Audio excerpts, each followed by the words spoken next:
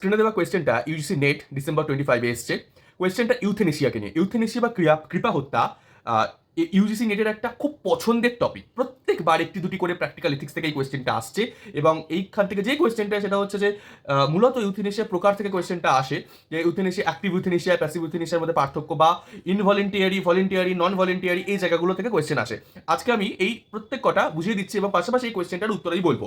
দেখো, ইউথেনেশিয়া বা কৃপা হত্যা একটা খুবই ইম্পর্টেন্ট জিনিস যেখানে মূলত বলা হচ্ছে যে একজন রোগী যিনি একদমই তার যে মৃত্যু চাইছে বা তার এমনই শারীরিক কন্ডিশন সে হয়তো সুস্থ হবে না, তাকে কোনো ওষুধ প্রয়োগের মাধ্যমে বা কোনো কারণে হোক তাকে একটি শান্তির মৃত্যু দেওয়া হয়। এটাকে ইউথেনেশিয়া বলা হয়। এবার ইউথেনেশিয়া দুটি প্রকার, মূলত দুটি প্রকার হচ্ছে, এটা অ্যাক্টিভ আর প্যাসিভ।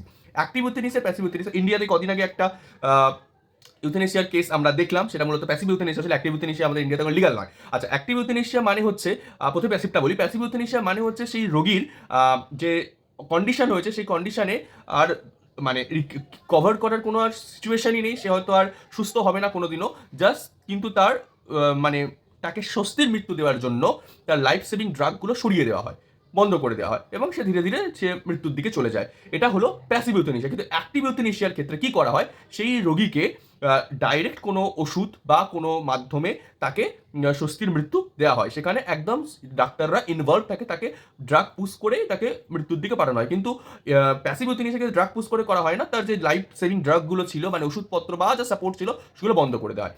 এই হলো অ্যাক্টিভ আর প্যাসিভ ইউথেনেশিয়া। কিন্তু এছাড়াও নন ভলেন্টিয়ারি, ভলেন্টিয়ারি আর ইনভলেন্টারি এই ভাগগুলো কি কি আছে সেটা সম্পর্কে একটু ছোট্ট করে বলে দিচ্ছি। আমি একটা দিয়ে দিয়েছি, তোমরা সবাই দেখতে পাচ্ছ চার্ট। সেখানে বলা হচ্ছে যে ভলেন্টিয়ারি ইউথেনেশিয়া বলতে সেটাকে বলা হচ্ছে যেটা রোগী কনসার্ন দিচ্ছে যে আমাকে এবার করা হোক, আমার আর যে জীবন আমি রাখতে পারছি না, খুবই যন্ত্রণার মধ্যে, সেটাকে বলা হয় ভলেন্টিয়ারি। ইনভলেন্টিয়ারি মানে হচ্ছে যেখানে রোগী সাড়া দিতে পারবে কিন্তু তার থেকে কোনো কনসার্ন নেওয়া হয় না। আর নন ভলেন্টিয়ারি মানে শব্দ দিতেও পারছে না, তখন আত্মীয় স্বজনের থেকে কনসার্ন নিতে হয়। এইটা হলো তিনটে ইউথেনেশিয়ার পার্থক্য বা সম্পর্কে বললাম। এবার যে কোয়েশ্চেনটা ছিল সেই কোয়েশ্চেনটাতে অ্যাজারশন রিজনিং রয়েছে, তোমরা দেখতেই পাচ্ছ। এখানে বলা হয়েছে অ্যাজারশনের ক্ষেত্রে বলা হয়েছে ইউথেনেশিয়া মানে active and passive euthanasia on ethical ground depends on merely interpretation. এবার এথিক্যাল ইন্টারপ্রিটেশন এখানে ইউথেনেশিয়ার ক্ষেত্রে লাগে না, তাই এই অ্যাজারশনটা ঠিক নয়। এটা হচ্ছে প্র্যাকটিক্যাল এথিক্সের বিষয়। তাই রিজনটা কি বলা হয়েছে যে euthanasia depends on a superficial difference between action and inaction. এইটাকে হচ্ছে সঠিক। তাহলে এটার উত্তরটা হচ্ছে কি, অ্যাজারশনটা ভুল, রিজনিংটা ঠিক। কারণ অ্যাজারশনে যেটা বলা হয় সেটা হচ্ছে এথিক্যাল ইন্টারপ্রিটেশন এখানে দেওয়া হয় না। কিন্তু রিজনিংয়ে যেটা বলা হচ্ছে যে অ্যাকশন আর ইনঅ্যাকশনের বিষয় রয়েছে, যেহেতু প্র্যাকটিক্যাল এথিক্সের বিষয়, সেখানে কর্মের বিষয় আছে, তাই রিজনিংটা ঠিক। এরকম ভিডিও দেখার জন্য সন্নিধি কোচিংটাকে ফলো করো।